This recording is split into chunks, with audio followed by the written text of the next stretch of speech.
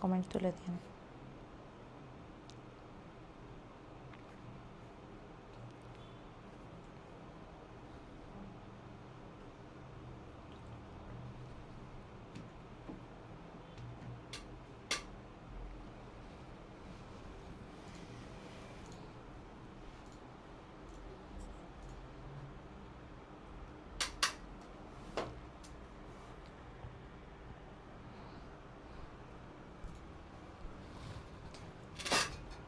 আসসালামু আলাইকুম স্টুডেন্টস, সবাই জয়েন হয়ে যাও। সবাইকে দ্বিতীয়বারের মতো আজকে ওয়েলকাম জানাচ্ছি আজকের আমাদের সেকেন্ড লেকচারটায়। সবাই দ্রুত করে ক্লাসটাতে জয়েন হয়ে যাও। আর তোমাদের ফ্রেন্ড যারা তোমাদের সঙ্গে ক্লাস করছিল সবাইকে একটু তাড়াতাড়ি মেনশন দাও, কারণ আমাদের কিন্তু তোমাদের সাথে কিন্তু তোমাদের আবার পরে 7টা থেকে তোমাদের আবার আরেকটা ক্লাস আছে, তার মধ্যে কিন্তু আমাদের এই টপিকটা শেষ করতে হবে। আমরা শেষও করব, আবার কোনো অংশ বাদও দিব না, অর্থাৎ পরিপূর্ণভাবে যেভাবে অন্য ক্লাসগুলো শেষ করি সেইভাবেই শেষ করব। সো ভাবার কোনো কারণ নাই যে শেষ করব মানে হচ্ছে তাড়ায় তাড়ায় শেষ করব। আমরা যেভাবে শেষ করার কথা সেভাবেই করব। তাড়াতাড়ি ফ্রেন্ডদেরকে একটু মেনশন দাও আর ক্লাসটাতে জয়েন করো।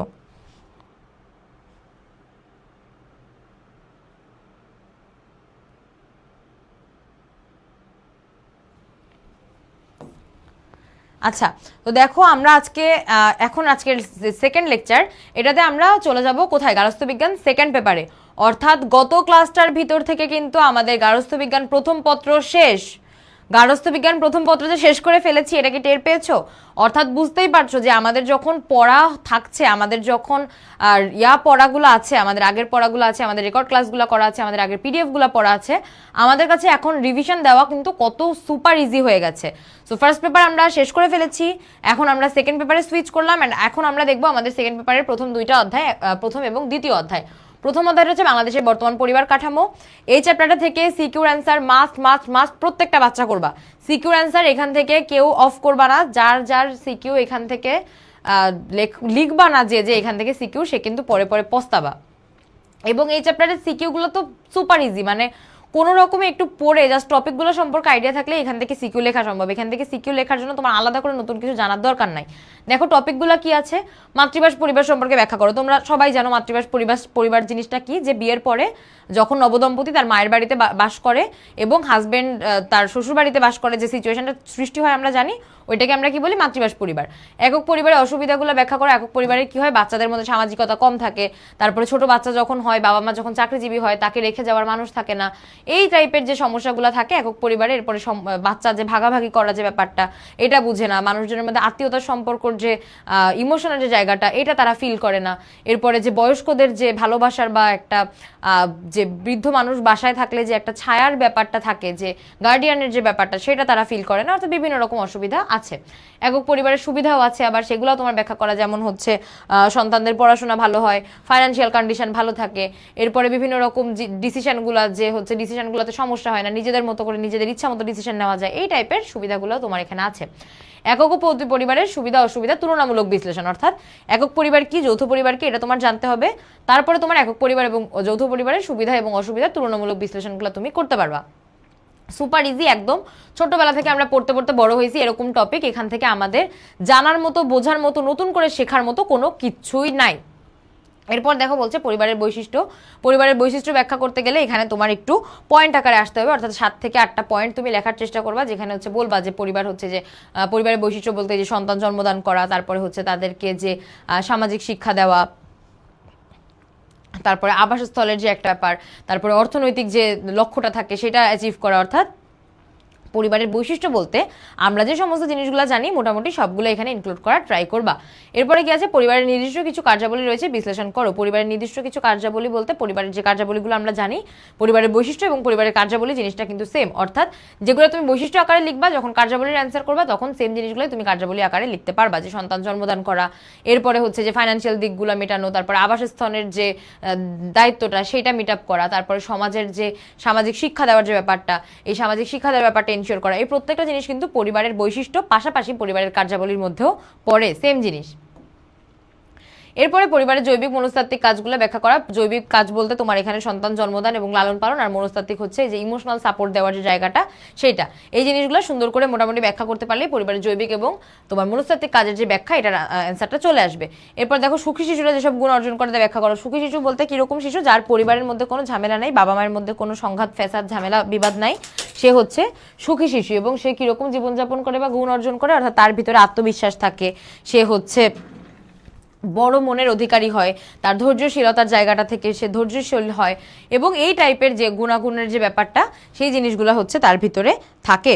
এরপরে বলছে দেখো তোমার আরো কি আছে, যে পারিবারিক বন্ধন পরিবারের সদস্যদের ভূমিকা শিশুর সুষ্ঠু বিকাশে সহায়ক। এরপরে পরিকল্পনা করে সন্তান নিলে সন্তান শারীরিক মানসিক বিকাশ ভালো হয়। অর্থাৎ পরিকল্পনা করে সন্তান নিতে বলতেছে মানে কি বলছে তোমার, যে তোমার হচ্ছে ফ্যামিলিতে কয়টা বাচ্চা থাকবে এবং হচ্ছে সেই বাচ্চাগুলো মানে তার ফাইন্যান্সিয়াল কন্ডিশনটা কি, ফ্যামিলির আসলে কতটুকু টাকা পয়সা তারা ইনকাম করতেছে। ধরো টাকা পয়সার অবস্থা ভালো না, 8টা বাচ্চা নিয়ে বসে আছে, তাই বাচ্চাগুলোর ভবিষ্যৎ অন্ধকার। সো এটাই বলছে যে পরিকল্পনা করে যখন বাচ্চা নেওয়া হয় সেক্ষেত্রে বাচ্চাগুলোর শারীরিক এবং মানসিক যে বিকাশটা ভালো হয়। অর্থাৎ একটা পরিবারের আয়ের সক্ষমতার উপর ডিপেন্ড করে সেই বাসায় যদি 1টা বা 2টা বাচ্চা থাকে, সেই বাচ্চাগুলোর কিন্তু খাওয়া দাওয়ার যে পুষ্টির যে ব্যাপারটা প্রপারভাবে তারা পায়, ফলে শারীরিক গঠন হয় এবং বাবা মা তাদের সুষ্ঠুভাবে খেয়াল রাখার যে ব্যাপারটা, সেই খেয়াল রাখার ব্যাপারটাও করতে পারে, ফলে বাচ্চাদের মানসিক বিকাশটাও সুন্দর হয়। বোঝা গেছে? এরপরে আমরা যদি এই চ্যাপ্টারের একটু ইনফরমেশনের সাইডটাতে আসি, তাহলে দেখো স্কটল্যান্ডের সমাজবিজ্ঞানী R.M. ম্যাকাইভার, কে? R.M. ম্যাকাইভার, উনি বলেছেন আমরা যেসব সামাজিক সম্পর্কের মধ্যে জীবনযাপন করি তার সংগঠিত রূপই হলো সমাজ।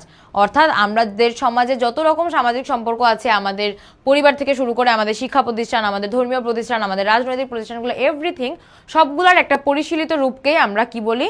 সমাজ বলি। পরিবারের শিশুদের মূল্যবোধ জাগ্রত করে হচ্ছে কি কেমন কাজ? ধর্মীয় কাজ। অর্থাৎ শিশুদের মূল্যবোধ জাগ্রত ফ্যামিলি করে হচ্ছে ধর্মীয় যে জ্ঞানগুলো আছে সেগুলো দেওয়ার মধ্য থেকে। এরপরে বলছে কি পরিবারের সদস্যরা বিকেলবেলা বাগানে বসে গল্প করে চা খাওয়া হলো চিত্তবিনোদনমূলক কাজ। অর্থাৎ পরিবারের সদস্যরা বিকালে বাগানে বসে গল্প করে চা খায়, আমাদের সবার এরকম ফ্যামিলি টাইম আমরা কাটাই এবং এই টাইপের ফ্যামিলি টাইমকে আমরা বলি হচ্ছে চিত্তবিনোদনমূলক কাজ। এরপরে দেখো কি বলছে, যে সন্তান লালন পালন করা কেমন কাজ? পরিবারের মনস্তাত্ত্বিক কাজ। পেশাগত কারণে শহরে অনুপরিবারের সংখ্যা বেশি। তারপরে আয়ের সংস্থান হচ্ছে পরিবারের অর্থনৈতিক কার্যাবলীর অন্তর্গত। আয়ের সংস্থান কেমন কার্যাবলীর অন্তর্গত? তোমার অর্থনৈতিক কার্যাবলীর অন্তর্গত। পরিবার হলো সমাজের মৌলিক ও ক্ষুদ্রতম সংগঠন। এই জিনিসটা কিন্তু তোমার MCQ প্লাস CQ এর জন্য অনেক বেশি ইম্পর্টেন্ট, এই লাইনটা, যে পরিবার কেমন সংগঠন, সমাজের কেমন সংগঠন বা কেমন একক? মৌলিক এবং ক্ষুদ্রতম সংগঠন। পরিবার হলো সমাজের মৌলিক এবং ক্ষুদ্রতম সংগঠন। আচ্ছা, এরপরে দেখো আছে স্বামী স্ত্রী সন্তানদের নিয়ে যে একক পরিবার গঠিত হয়। এরপরে বিয়ের পরে স্বামী স্ত্রী যে নতুন সংসার গঠন করে তাকে আমরা বলি নয়াবাস। অনুপরিবারে স্বামী স্ত্রী অবিবাহিত সন্তানরা বাস করে। বাংলাদেশে ক্ষুদ্র নিগোষ্ঠীদের মধ্যে মাতৃতান্ত্রিক পরিবার দেখা যায়। কাদের মধ্যে দেখা যায়? গারোদের মধ্যে এবং খাসিয়াদের মধ্যে। গারো এবং খাসিয়াদের মধ্যে মাতৃতান্ত্রিক পরিবার দেখা যায়। এরপরে এখান থেকে যদি তুমি জ্ঞানমূলকের দিকে আগাও তাহলে দেখতে পাবা খুবই বেসিক লেভেলের কিছু জ্ঞানমূলক আছে। এই চ্যাপ্টারটা যে এত সহজ কি বলবো, এই চ্যাপ্টার থেকে কথা বলার জন্য আসলে মানে বারবার এই কথাটাই বলতে হবে যে এত সহজ একটা চ্যাপ্টার এবং এত তোমার ইজি, মানে লেখার ক্ষেত্রে এত ইজি। শুধুমাত্র যে সহজ চ্যাপ্টার তা না, তোমার লিখতে সুবিধা হবে এমন একটা চ্যাপ্টার। এরপরে দেখো বলছে কি তোমার জ্ঞানমূলকে সমাজের সংজ্ঞা দাও। আমরা জানি সমাজ কি, সুন্দর করে একটু বইয়ের ভাষায়, পুরোপুরি নিজের সৃজনশীলতা না খাটিয়ে আমরা একটু বইয়ের ভাষায় আনার চেষ্টা করব। এরপরে বলছে পরিবারের সংজ্ঞা দাও। পরিবারের সংজ্ঞাও আমরা মোটামুটি একটু বইয়ের ভাষায় দেওয়ার চেষ্টা করব। পরে বলছে ফ্যামিলি অ্যান্ড ম্যারেজ গ্রন্থের লেখকের নাম কি? এইটার অ্যান্সার একটু তোমরা করবা, যে এই ম্যারেজ অ্যান্ড ফ্যামিলি এই যে গ্রন্থ, এই গ্রন্থের লেখকের নাম কি? দেখি হচ্ছে কতটুকু রিডিং পড়েছো। যাদের পড়া আছে তারা একদম এক্ষুনি অ্যান্সারটা করে ফেলতে পারবা, তাদের মোটামুটি বেগ পেতে হবে না। একটু টেস্টটা করি যে আসলে কতটুকু বইপত্র পড়েছো। বলো ফার্স্ট যে এই ম্যারেজ অ্যান্ড ফ্যামিলি এই গ্রন্থের লেখকের নাম কি? এরপরে আছে দেখো নয়বাস পরিবার কাকে বলে, পিতৃপ্রধান পরিবার কাকে বলে, পারিবারিক সংকট কি, পরিকল্পিত পরিবার কাকে বলে। অর্থাৎ একদম ইজিয়েস্ট জিনিস, দুনিয়ার মনে হয় সব থেকে ইজিয়েস্ট জিনিস তোমার এই চ্যাপ্টারের জ্ঞানমূলক এবং তোমার MCQ গুলোর মধ্যে দেওয়া আছে। সো আমরা কি করব, শুধুমাত্র একটু বইটা ভালো করে পড়লেই কিন্তু এখান থেকে অ্যান্সারগুলো দিতে পারবো আমরা। অ্যান্ড মোটামুটি টপিকগুলো সম্পর্কে আইডিয়া থাকলে আমাদের এখানে কিন্তু মুখস্থ করার মতো কোনো জিনিসও নাই। মোটামুটি টপিকগুলো সম্পর্কে একটু আইডিয়া থাকলেই আমরা এখান থেকে অ্যান্সার করে ফেলতে পারবো। এরপরে যদি আমরা অনুধাবনের ব্যাখ্যায় যাই, দেখো বলছে পরিবার সমাজেরই অংশ বুঝিয়ে লিখো। এটা আমরা সুন্দর করে অ্যান্সার করব কিভাবে, জ্ঞানমূলকের সাইডটাতে, অর্থাৎ একদম শুরুর লাইনটা আমরা কিভাবে শুরু করব যে পরিবার সমাজেরই অংশ।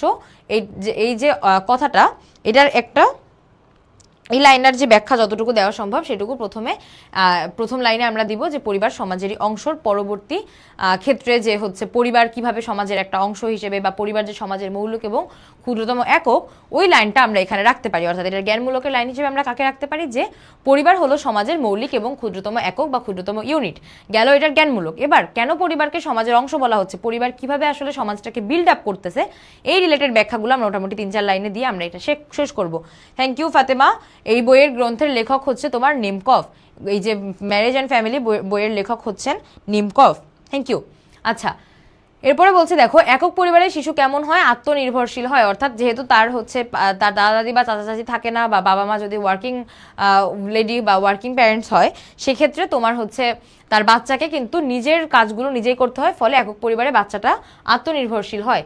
স্থায়িত্ব পরিবারের একটি অন্যতম শর্ত, মানে একটা পরিবারকে যে কয়টা শর্ত আছে বা একটা পরিবার হতে গেলে তার পেছনে যে কয়টা বৈশিষ্ট্য থাকা দরকার, তার মধ্যে স্থায়িত্ব বা এটা যে দীর্ঘদিন যাবে এবং এটা কখনো পরিবারটা ভেঙে যাবে না, কখনো আলাদা হয়ে যাবে না, এটা সবসময় একসাথে থাকবে, বা নির্দিষ্ট কোনো উদ্দেশ্য সাধনের জন্য এরা অল্প সময়ের জন্য একত্রিত হয় নাই, বরং আজীবন একসাথে থাকার জন্য তারা একসঙ্গে যে বাসার মধ্যে থাকছে, এই ব্যাপারটা হচ্ছে পরিবারের একটা নির্দিষ্ট অন্যতম শর্ত বা একটা অন্যতম বৈশিষ্ট্য বলতে পারো। আচ্ছা, এবার এই চ্যাপ্টারের যদি আমরা প্রয়োগের দিকে তাকাই, দেখো একদম যেটা শুরুতে দেখে আসলাম ওইগুলাই, যে মাতৃবাস পরিবার সম্পর্কে, একক পরিবার এবং যৌথ পরিবার সম্পর্কে মোটামুটি তুমি জানলেই, এবং একক পরিবারের সুবিধা অসুবিধা, যৌথ পরিবারের সুবিধা অসুবিধা, এইগুলো জানলেই এই চ্যাপ্টার থেকে তুমি প্রয়োগের অ্যান্সারটা করে ফেলতে পারবা। পাশাপাশি তোমার হচ্ছে এই যে উচ্চতর দক্ষতার ক্ষেত্রে একক এবং যৌথ পরিবারের যে সুবিধা অসুবিধার যে কারণ, এরপরে হচ্ছে তোমার যৌথ পরিবার, এই যে পরিবারের নির্দিষ্ট কিছু কার্যাবলী রয়েছে, অর্থাৎ কি বলেছিলাম একটু আগে, যে পরিবারের কার্যাবলী আর হচ্ছে তোমার পরিবারের যে বৈশিষ্ট্য, জিনিসগুলো এক, অর্থাৎ দুইটা আলাদা নামে এদের নামকরণ করা হয়েছে, কিন্তু যেগুলো পরিবারের বৈশিষ্ট্য বলতে মূলত ওই কাজগুলোকেই বলা হয়। অর্থাৎ পরিবার, বুঝতেই পারছো যে পরিবার যে কাজগুলো সম্পাদন করে ওই কাজগুলো দিয়ে তো তার বৈশিষ্ট্য বা তার ক্যারেক্টার তৈরি হয়েছে, তাই না? তো কার্যাবলীগুলোকে আমরা যখন একটু শেপ করে বা একটু চেঞ্জ করে লেখার চেষ্টা করবো, ওইগুলোই আলটিমেটলি বৈশিষ্ট্য হিসেবে দাঁড়িয়ে যাবে। এরপরে দেখো বলছে যে পরিবার ভাঙনে সবচেয়ে বেশি ক্ষতিগ্রস্ত হয় শিশুরা। অর্থাৎ পরিবার যখন ভাঙন হয় বা বাবা মার যখন সেপারেশন, ডিভোর্স হয়ে যায়, বাবা মা তারা বড়, তাদের নিজেদের মতো তাদের জীবনযাপনটা করতে পারে, কিন্তু বাচ্চার ক্ষেত্রে তখন একটা কেমন সিচুয়েশন হয় যে তার হয় বাবাকে না হয় মাকে চুজ করতে হবে। এখন একটা বাচ্চার জন্য তো এই জিনিসটা আসলে খুবই খারাপ একটা ডিসিশন নেওয়ার একটা সিচুয়েশন, যে কিভাবে আমি আমার বাবারে বা মারে চুজ করব। তখন এই টাইমে এই বাচ্চাটার উপরে সব থেকে বেশি মানসিক প্রেশারটা পড়ে। এরপরে বলছে পারিবারিক বন্ধন ও পরিবারের সদস্যদের ভূমিকা শিশুর সুষ্ঠু বিকাশে সহায়ক। পরে বলছে পরিকল্পনা করে সন্তান নিলে সন্তানের শারীরিক ও মানসিক বিকাশ ভালো হয়, উক্তির যথাযথতা মূল্যায়ন করো। যেটা একটু আগে বলছিলাম, যে পরিকল্পনা করে নিজেদের ফাইন্যান্সিয়াল কন্ডিশন অ্যান্ড নিজেদের পারিবারিক যে প্রপার অল ওভার যে কন্ডিশন, পুরো ব্যাপারটা পরিকল্পনা করে বাচ্চাটা নিলে বাচ্চাটার হচ্ছে সন্তান ভবিষ্যৎ ভালো হয় এবং তার শারীরিক মানসিক বিকাশটা সুষ্ঠু হয়। তো টোটাল হচ্ছে সিকিউ আসার টপিকগুলা অ্যান্ড অল যে আমরা ইনফরমেশনগুলো দেখলাম, এইগুলা থেকে কারো কোনো কোশ্চেন আছে কিনা জানাও, আমরা এমসিকিউতে চলে যাব। একটু দ্রুত জানাও যে টোটাল যে ইনফরমেশন অ্যান্ড কোশ্চেনের সাইড আমরা দেখলাম, এই থেকে কারো কোনো কোশ্চেন আছে কিনা, আমরা এমসিকিউতে মুভ করতে পারি কিনা।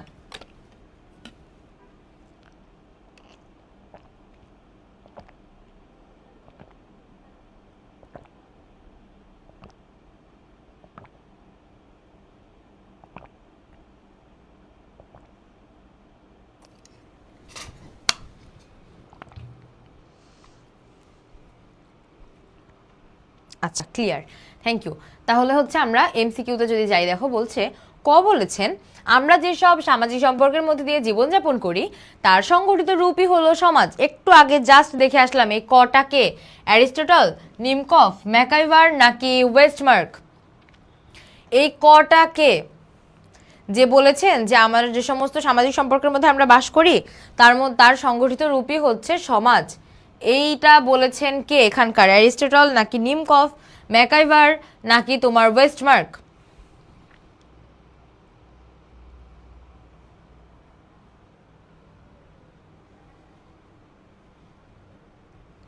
Thank you. এটা বলেছে হচ্ছে তোমার ম্যাকাইভার, গ। ধন্যবাদ।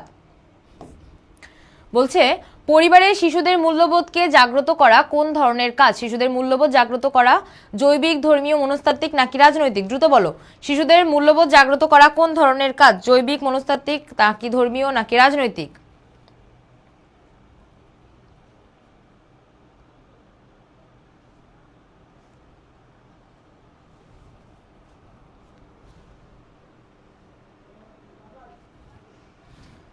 হ্যাঁ, থ্যাংক ইউ। বি, ধর্মীয় কাজ। শিশুদের মূল্যবোধ জাগ্রত করা হচ্ছে ধর্মীয় কাজ। সন্তান লালন পালন পরিবারের কোন ধরনের কাজ?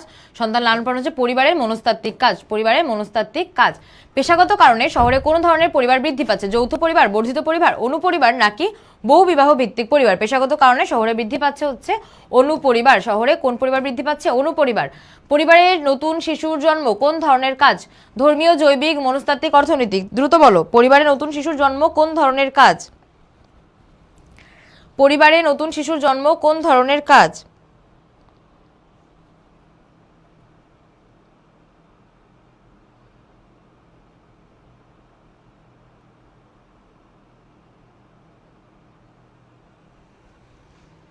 Thank you. নতুন শিশুর জন্ম হচ্ছে জৈবিক কাজ। ধন্যবাদ। এরপরে বলছে সমাজের মৌলিক ক্ষুদ্রতম সংগঠন কোনটি? আমরা জানি পরিবার। সমাজের মৌলিক এবং ক্ষুদ্রতম সংগঠন হচ্ছে পরিবার। পরিবারের কার্যাবলী কোনটি?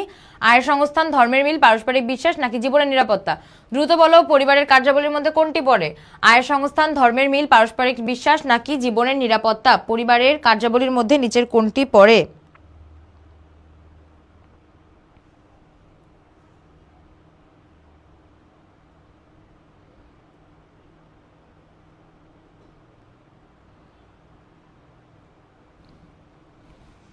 Thank you. হ্যাঁ, পরিবারের কার্যাবলীর মধ্যে পড়ে হচ্ছে আয়ের সংস্থান। আয়ের সংস্থান পরিবার কার্যাবলীর মধ্যে পড়ে।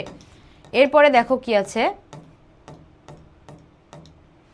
বর্তমানে নয়াবাস পরিবারের সংখ্যা বৃদ্ধি পাওয়ার কারণ কি? বংশগত, প্রথাগত, পেশাগত নাকি নীতিগত?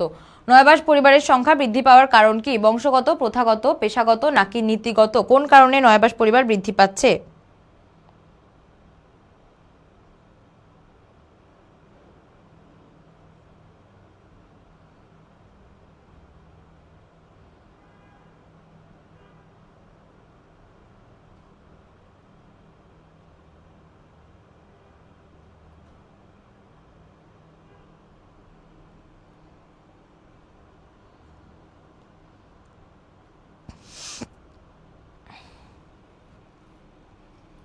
এক্স্যাক্টলি, বর্তমানে নয়বাস পরিবার বৃদ্ধি পাওয়ার কারণ হচ্ছে তোমার পেশাগত।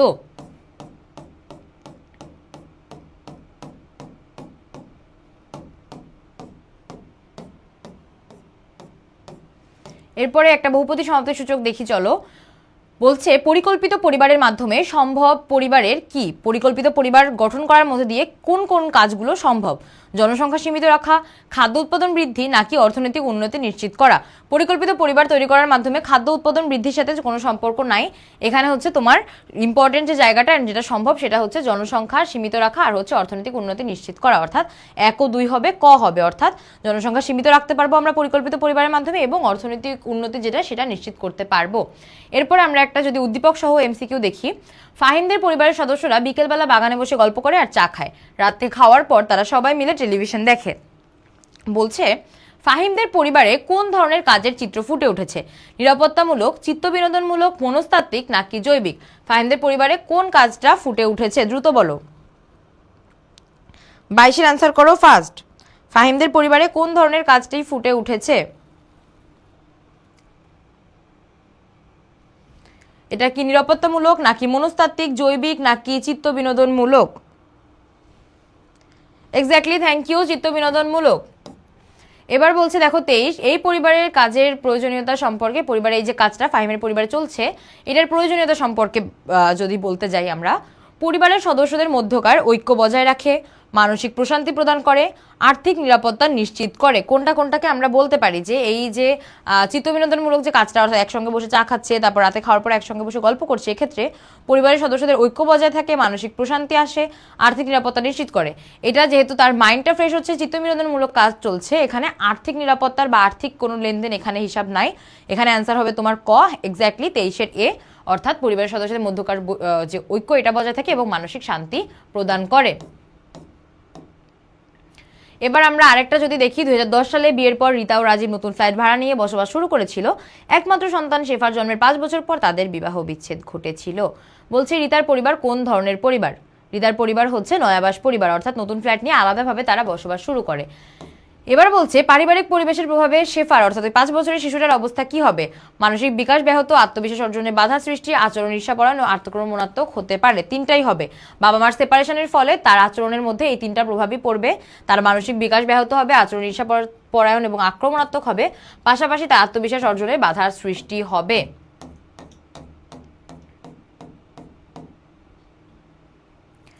এবার এই চ্যাপ্টার থেকে আমাদের কি টাইপের সিকিউ আসে সেটা একটু আমরা দেখি। চলো এই জায়গা থেকে আমাদের সিকিউ গুলা কেমন আসে। তার আগে একটু বলো যে এমসিকিউ রিলেটেড কারো কোনো কোশ্চেন বা কোনো কনফিউশন কিছু আছে কিনা? আমরা কি একটু এই চ্যাপ্টারের সিকিউতে যেতে পারি? এই চ্যাপ্টার রিলেটেড কোনো কোশ্চেন, কোনো কনফিউশন কিছু আছে? এমসিকিউ বা ইনফরমেশন বা কোনো জায়গা থেকে কোনো কনফিউশন আছে কিনা একটু জানাও।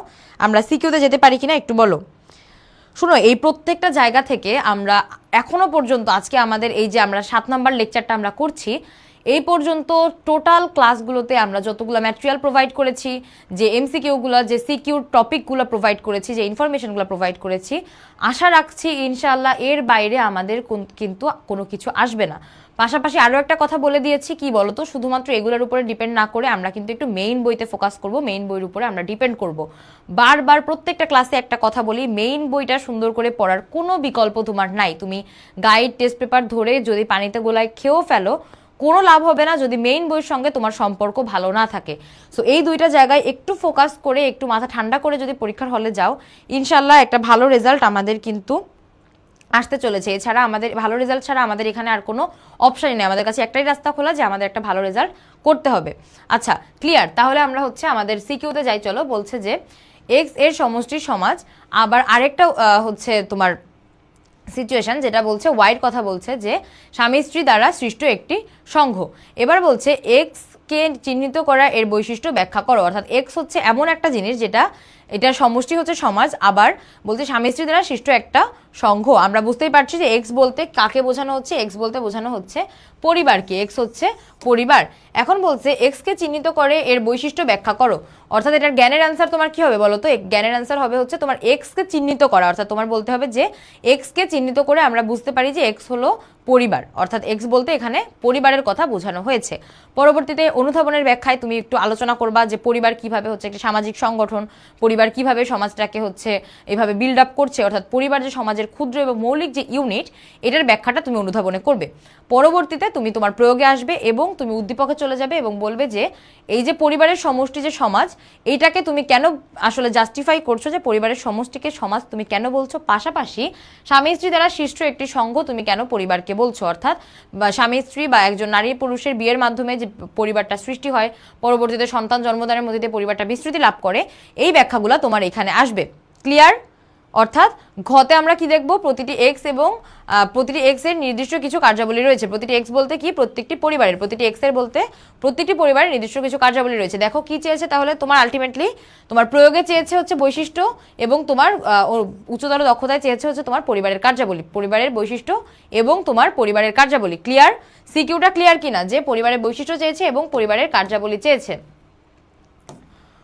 পরবর্তীতে আমাদের পরের চ্যাপ্টার হচ্ছে আমাদের আজকের দ্বিতীয় অধ্যায়। প্রথম অধ্যায় রিলেটেড কোনো সমস্যা, কোনো কোশ্চেন, কোনো ঝামেলা আছে কিনা একটু জানাও। আমরা আমাদের সেকেন্ড চ্যাপ্টারে, আজকের সেকেন্ড চ্যাপ্টারে মুভ করতে পারি কিনা একটু জানাও।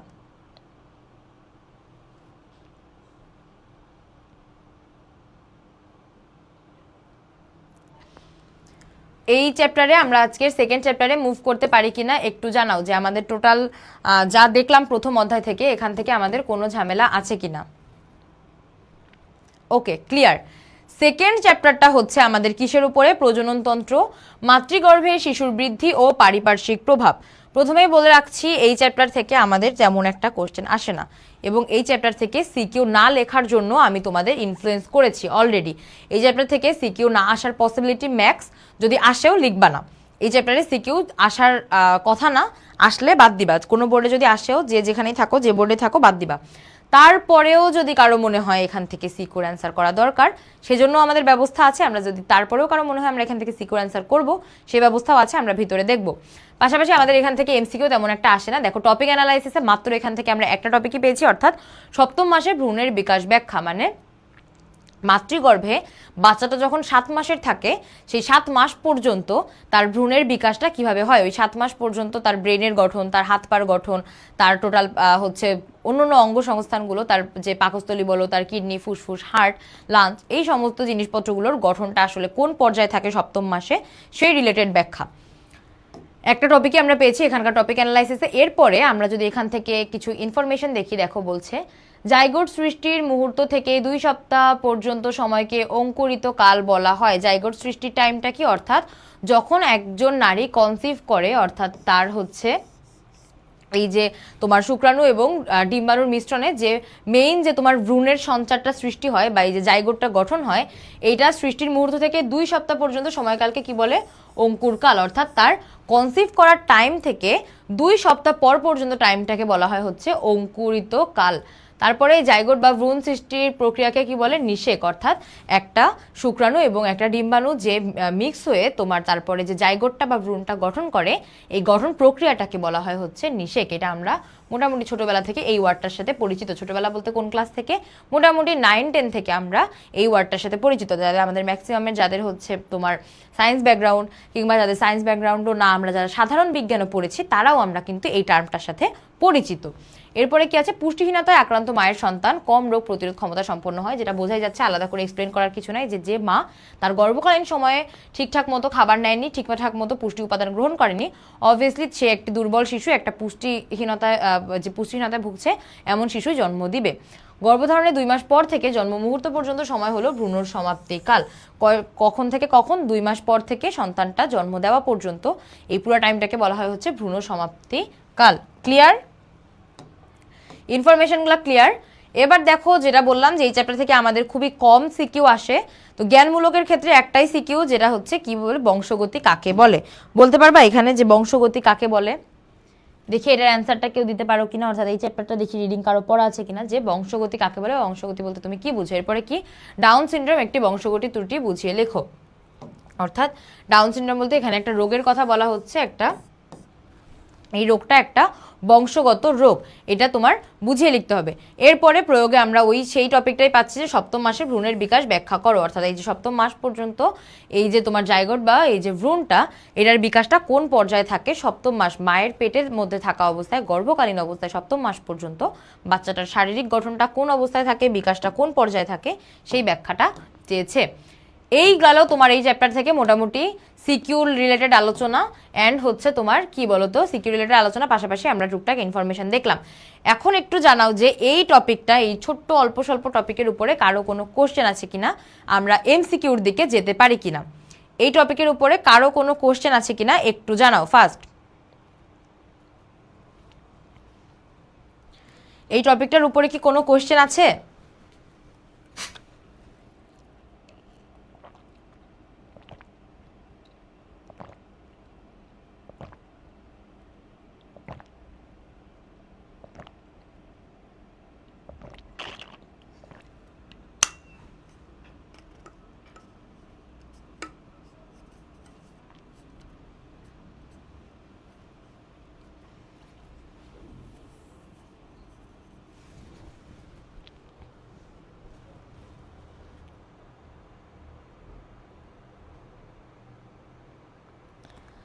Exactly, thank you Fatema. মানুষ যে সকল বৈশিষ্ট্য নিয়ে জন্মগ্রহণ করে সেটাই হচ্ছে বংশগতি, অর্থাৎ তার শারীরিক পাশাপাশি তার যে আচরণগত বিভিন্ন বৈশিষ্ট্য, যেটা সে ইনহেরিট করে বা তার বাবা দাদা পরদাদার থেকে পেয়ে থাকে, বংশগতির থ্রুতে পেয়ে থাকে, জন্মগতভাবে যে সমস্ত বৈশিষ্ট্য এবং শারীরিক সত্তার অধিকারী সে হয়, তাকেই আমরা বলি হচ্ছে বংশগতি।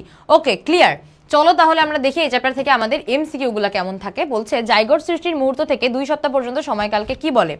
বলো তো, একমাত্র আমরা দেখেছি জাইগোট সৃষ্টির মুহূর্ত থেকে শুরু করে 2 সপ্তাহ পর্যন্ত সময়কালকে কি বলা হয়। অঙ্কুরিত কাল, ভ্রূণকাল, ভ্রূণ সমাপ্তিকাল, নাকি তোমার প্রাক ভ্রূণ সমাপ্তিকাল। জাইগোট সৃষ্টির মুহূর্ত থেকে কোন টাইম পর্যন্ত, 2 সপ্তাহ পর পর্যন্ত সময়কে কি বলে, মাত্র দেখেছি। Thank you. অঙ্কুরিত কাল এ, থ্যাংক ইউ। আচ্ছা, এরপরে দেখো জাইগোট সৃষ্টির প্রক্রিয়াকে কি বলে? হেপ্রেট, ডিপ্লেট, নিষেক নাকি গ্যামেট? জাইগোট সৃষ্টির প্রক্রিয়াকে কি বলে? হেপ্রেট, ডিপ্লেট, নিষেক নাকি গ্যামেট? ফাস্ট বলো, ফাস্ট।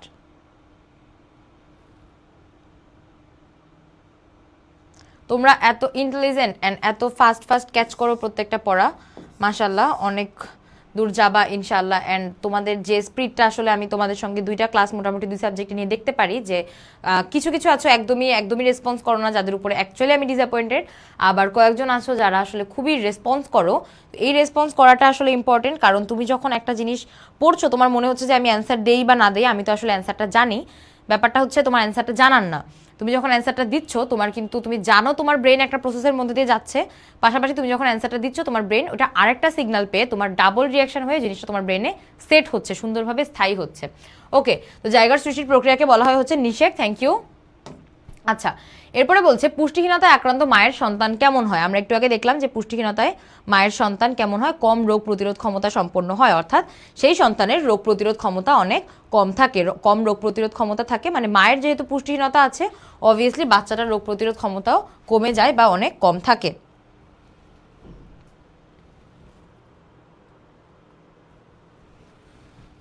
আচ্ছা, এরপরে কি আছে দেখি আমরা। পুরুষের শুক্রাণুর মাথায় কত জোড়া ক্রোমোজোম বিশিষ্ট নিউক্লিয়াস থাকে? পুরুষের শুক্রাণুতে কত জোড়া ক্রোমোজোম বিশিষ্ট নিউক্লিয়াস থাকে? আমাদের কিন্তু এটাও মোটামুটি ক্লাস 8, 9, 10 এর পড়া। 20, 22, 23, 46। বলো কত জোড়া থাকে? জোড়া বলেছে, কয়টা আলাদা বলে না, এখানে কিন্তু একটা টার্ম আছে জোড়া এবং কয়টি বলেছে, কত জোড়া?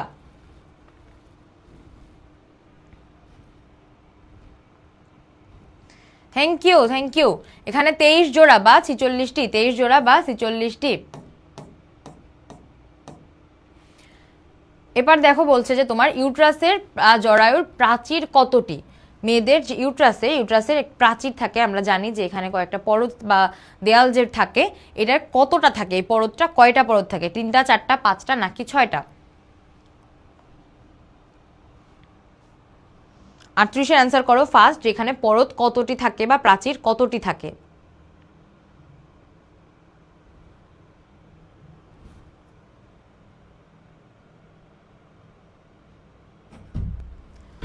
ওকে, থ্যাংক ইউ। এখানে হচ্ছে তোমার 3টি প্রাচীর বা 3টি পরত থাকে, ইউট্রাসে 3টি প্রাচীর বা 3টি পরত থাকে। এরপরে বলছে কি দেখো, ভ্রূণ কিসের সাহায্যে প্লাসেন্টা থেকে পুষ্টি লাভ করে? ভ্রূণ কি করে? প্লাসেন্টা থেকে পুষ্টি লাভ করে কিসের সাহায্যে? নাভিরজ্জু, ফেলোপিয়ান নাড়ি, অ্যাক্টোডার্ম নাকি অ্যান্ডোডার্ম? দ্রুত বলো, ফাস্ট বলো। 39-এর অ্যান্সার করো ফার্স্ট, যে ভ্রূণটা কিসের সাহায্যে প্লাসেন্টা থেকে পুষ্টি লাভ করে? প্লাসেন্টা থেকে পুষ্টি লাভ করে কিসের সাহায্যে? প্লাসেন্টা কি? মায়ের সঙ্গে তার যে সংযোগ, যে নাড়িটা, ওই নাড়িটাকে আমরা প্লাসেন্টা বলি। এটার সাথে কিসের সাহায্যে এই পুষ্টিটা সে না পায়? নাভিরজ্জু, ফেলোপিয়ান নালী, অ্যাক্টোডার্ম, অ্যান্ডোডার্ম। 39, দ্রুত বলো।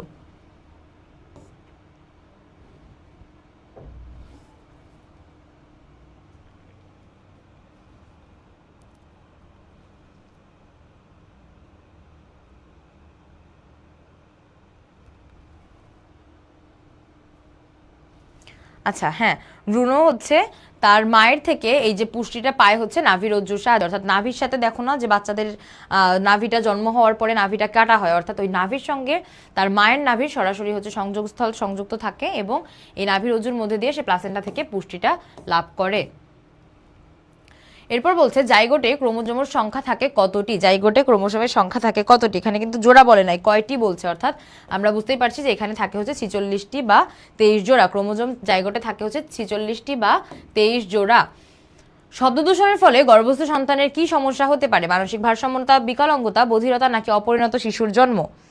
শব্দদূষণের ফলে শিশুর কি ধরনের সমস্যা হতে পারে? বিকলাঙ্গতা, তারপরে হচ্ছে তোমার বধিরতা, মানসিক ভারসাম্যহীনতা নাকি অপরিণত শিশুর জন্ম? 42-এ অ্যান্সার করো ফার্স্ট।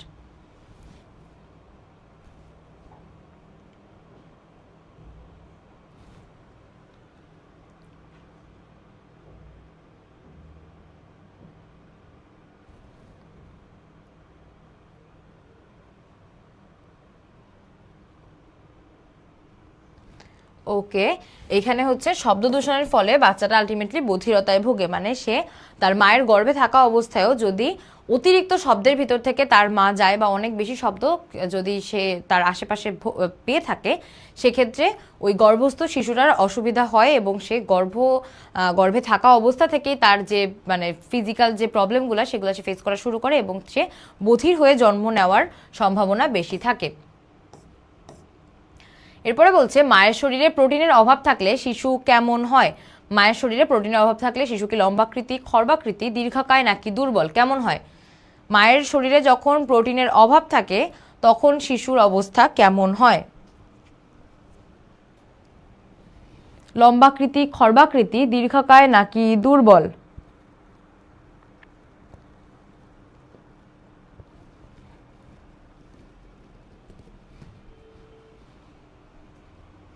দুর্বল। ওকে, মায়ের শরীরে যখন হচ্ছে প্রোটিনের অভাব থাকে তখন শিশু কেমন হয়? দুর্বল হয়। এরপরে বলছে দেখো, বাবা মায়ের ত্রুটিপূর্ণ জিনের কারণে শিশুদের মধ্যে কি রোগ দেখা দিতে পারে? বাবা মায়ের ত্রুটিপূর্ণ জিনের কারণে শিশুদের মধ্যে পটাউস সিনড্রোম, জ্যাকব সিনড্রোম, ফিনাইলটেরুনকা নাকি হিমোফিলিয়া? এটা হিমোফিলি যা আছে কিন্তু এটা হবে হচ্ছে হিমোফিলিয়া। হ্যাঁ, এটা কি দেখো, ফিনাইলকিটোনুরিয়া, ফিনাইলকিটোনুরিয়া, হিমোফিলিয়া, পটাউস সিনড্রোম নাকি জ্যাকব সিনড্রোম? কি কারণে? বাবা মার ত্রুটিপূর্ণ জিনের কারণে। বাবা বা মা কিংবা দুইজনই যদি ত্রুটিপূর্ণ জিন টাইপের সিনড্রোমে ভুগে, সেই ক্ষেত্রে শিশুর মধ্যে কি টাইপের জটিলতা আসতে পারে? এটা কোন বেসিসে বলা হচ্ছে কোশ্চেনটা বলো তো? বংশগতির বেসিসে, মানে শিশু তার বাবার থেকে বা মায়ের থেকে কি ইনহেরিট করবে, শারীরিক বা মানসিক যে সাইডটাই হোক, শিশুর মধ্যে কোন রোগ দেখা দিতে পারে?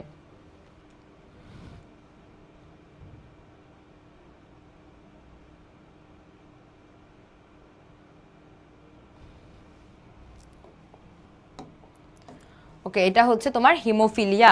এই টাইপের কেসে হচ্ছে বাচ্চাটা হিমোফিলিয়া নিয়ে জন্মগ্রহণ করে। এই টাইপের কেসে বাচ্চা কি রোগ নিয়ে জন্মগ্রহণ করে? হিমোফিলিয়া নিয়ে। এই দেখো, এই কোশ্চেনটা আবার এখানে আছে, হিমোফিলিয়া রোগে আক্রান্ত শিশুর কোন সমস্যাটি দেখা দেয়? অর্থাৎ এই যে বাবা মায়ের এই টাইপের জিনঘটিত সমস্যা থাকলে শিশুর হিমোফিলিয়া হয়, এবং হিমোফিলিয়া হলে আসলে শিশুটা কি টাইপের অসুস্থ থাকে দেখো, রক্তক্ষরণ সহজে বন্ধ হয় না, লোহিত রক্তকণিকা নষ্ট হয়, বুদ্ধি প্রতিবন্ধী হয় নাকি থাইরক্সিন হরমোন কম ক্ষরিত হয়? এটা হচ্ছে রক্তক্ষরণ সহজে বন্ধ হয় না। অর্থাৎ হিমোফিলিয়া রোগে আক্রান্ত বাচ্চারা বা মানুষ যারা হয় তাদের হচ্ছে তোমার কোনো জায়গায় কেটে গেলে অনুচক্রিকার পরিমাণটা তাদের রক্তে অনেক কম থাকে। অনুচক্রিকা কি করে? আমাদের রক্ত জমাট বাঁধতে সাহায্য করে। এবার হিমোফিলিয়া আক্রান্ত রোগীদের হচ্ছে শরীরে রক্তে অনুচক্রিকার পরিমাণ অনেক কম থাকে, দ্যাটস ওয়াই কোনো জায়গায় কেটে গেলে সহজে রক্ত বন্ধ হয় না। অতিরিক্ত রক্তক্ষরণের কারণে অনেক সময় শিশুটি মারাও যায়। এরপরে দেখো, প্রাণী জগতে প্রজনন প্রক্রিয়া গুরুত্বপূর্ণ। প্রাণী জগতে প্রজনন প্রক্রিয়া গুরুত্বপূর্ণ কি কি কারণে? বংশের ধারাবাহিকতা বজায় রাখতে, লিঙ্গ নির্ধারণের জন্য নাকি অস্তিত্ব রক্ষার জন্য? লিঙ্গ নির্ধারণের জন্য প্রজনন প্রক্রিয়া অবশ্যই গুরুত্বপূর্ণ না। প্রজনন প্রক্রিয়া গুরুত্ব হচ্ছে তোমার বংশের ধারাবাহিকতা বজায় রাখতে এবং কিসের জন্য?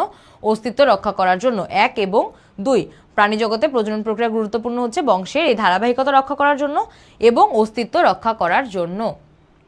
এরপর বলছে দেখো, টেস্টোস্টেরন হরমোনের প্রভাবে কি হয়? শরীরের বিভিন্ন অংশে লোম গজায়, যৌনাঙ্গের বৃদ্ধি ঘটে, সেকেন্ডারি যৌন বৈশিষ্ট্যের প্রকাশ ঘটে।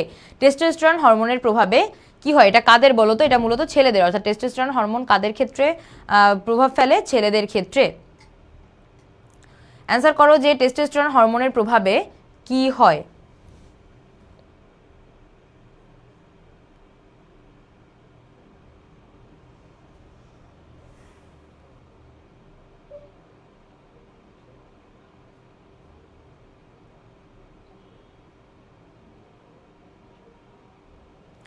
ওকে, টেস্টোস্টেরন হরমোনের প্রভাবে মূলত 3টাই হয়, অর্থাৎ শরীরের বিভিন্ন অংশে লোম গজায়, যৌনাঙ্গের বৃদ্ধি, পাশাপাশি হচ্ছে সেকেন্ডারি যৌন বৈশিষ্ট্য সেগুলো প্রকাশ পায়।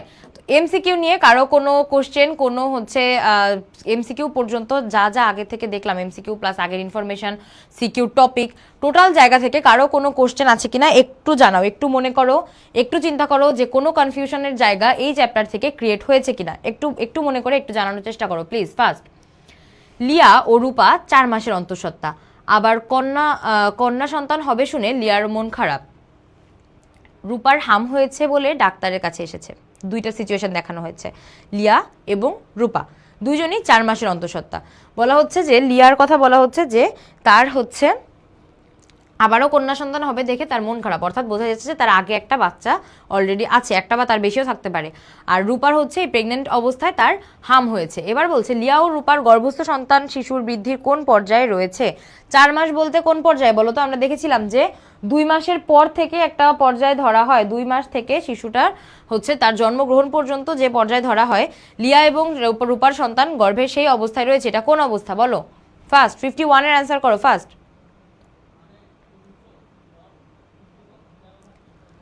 51 এর অ্যান্সার করো ফার্স্ট। লিয়া এবং রূপা গর্ভস্থ সন্তান বৃদ্ধির কোন পর্যায়ে রয়েছে?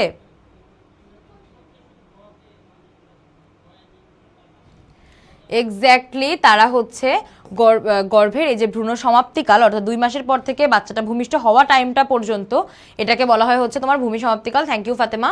এইটাকে বলা হয় হচ্ছে ভ্রূণ সমাপ্তিকাল, এবং লিয়া এবং রূপা হচ্ছে গর্ভের শিশুরা সেই অবস্থাটায় রয়েছে। এবার বলছে লিয়া ও রূপার ক্ষেত্রে গর্ভকালীন বিকাশে পারিপার্শ্বিকতার প্রভাবের বৈসাদৃশ্য, মায়ের পুষ্টি ও মায়ের মনোভাব, সংক্রমণ রোগ মানসিক অবস্থা, সংক্রমণ রোগ মায়ের মনোভাব। অর্থাৎ তাদের দুজনের মধ্যে ডিফারেন্স কি? একজনের মেয়ে হবে শুনে মন খারাপ, আর একজনের হাম হয়েছে। এবার তাদের ভিতরে বৈসাদৃশ্যটা কি ছিল? হামের ক্ষেত্রে কি সংক্রমণ রোগ, আর হচ্ছে তার হচ্ছে কি ছিল মায়ের মানসিক যে অবস্থা এবং মায়ের যে মনোভাবটা সেইটা। অর্থাৎ এখানে কি আমরা মোটামুটি কি দেখতে পাই? এখানে হচ্ছে আমরা মায়ের অপুষ্টির জায়গাটা দেখতে পাই না, বরং দেখতে পাই যে দুইজন আলাদা আলাদা মা, তাদের একজনের হয়েছে হাম যেটা সংক্রমণ রোগ, আরেকজনের মানসিক বা যে হচ্ছে তোমার মনের অবস্থাটা, এইটার যে একটা বৈসাদৃশ্য, এই জিনিসটা আমরা দেখতে পাই। সো এটার অ্যান্সার হবে আমাদের গ, অর্থাৎ 2 ও 3। ক্লিয়ার? এমসিকিউ থেকে কারো কোনো কোশ্চেন আছে? এমসিকিউ বা টপিক থেকে কারো কোনো কোশ্চেন না থাকলে আমরা আমাদের এই ক্লাসের একদম লাস্ট পর্যায়ে চলে এসেছি, অর্থাৎ আমরা একটা সিকিউ দেখবো যেটা এই চ্যাপ্টার থেকে এসেছিল, কোনো এক আমলে ব্রিটিশ আমলে এসেছিল, তারপর থেকে মোটামুটি এই চ্যাপ্টার থেকে হচ্ছে তোমার সিকিউর কোশ্চেনই আসে না। তো বেশ আগে আসা একটা সিকিউ আমরা এখান থেকে দেখব। তার আগে আমাকে একটু জানাও যে এই চ্যাপ্টার থেকে কারো কোনো কোশ্চেন, কোনো প্রবলেম, কোনো জটিলতা, কোনো কনফিউশন কিচ্ছু আছে কিনা একটু জানানোর চেষ্টা করো দ্রুত প্লিজ।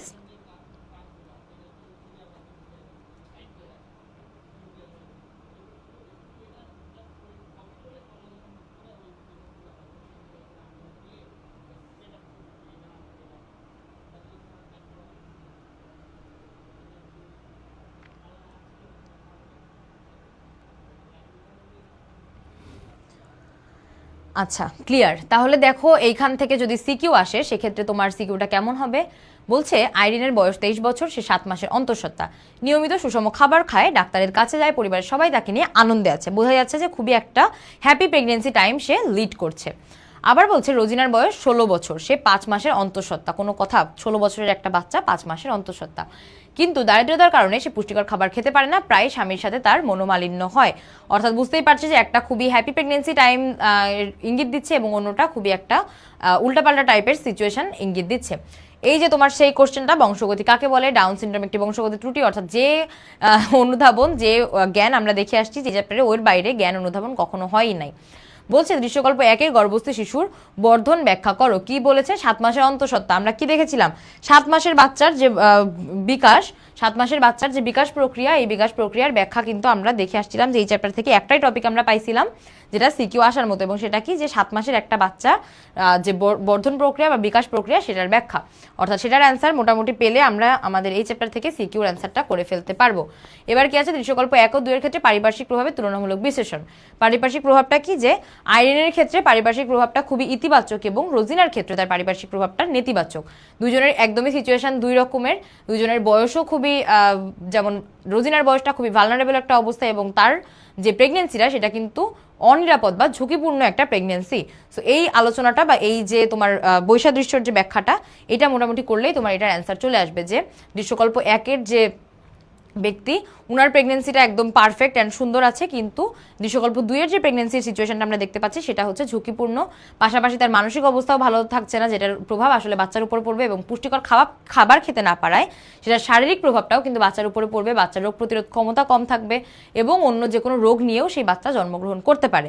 তো আজকের টপিক মোটামুটি এই পর্যন্তই ছিল। এর বাইরে আমাদের আসলে আর নতুন করে জানার মতো কিছু আমাদের এই সব চ্যাপ্টার থেকে বা এই টপিক যেগুলো আমরা দেখলাম এর মধ্যে থেকে নাই। এখন তোমরা আমাকে একটু জানাও যে এই টোটাল যা যা কিছু আমরা পড়লাম, এই ইন টোটাল সব কিছুর উপর থেকে কারো কোনো কোশ্চেন, কোনো কনফিউশন, কোনো ঝামেলা আছে কিনা। আদারওয়াইজ আজকের ক্লাসটা আমরা এখানে শেষ করব। একটু জানাও যে পুরো টপিকের উপরে কারো কোনো কোশ্চেন আছে কিনা। ফার্স্ট, পুরো টপিকের উপরে কোনো কোশ্চেন না থাকলে আমরা ক্লাসটা এখানে শেষ করব। আমাদের অলরেডি মাগরিবের নামাজের টাইম হয়ে গেছে, আমাদেরকে নামাজেও যেতে হবে। সবকিছু ক্লিয়ার?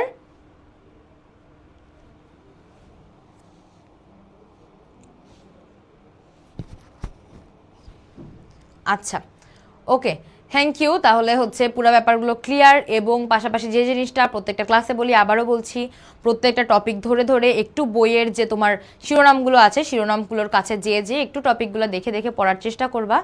ইনশাআল্লাহ আমাদের ভালো একটা রেজাল্ট আসতে চলেছে। শুধুমাত্র যেভাবে লেগে আছো এই কনসিস্টেন্সিটা মেনটেন করো।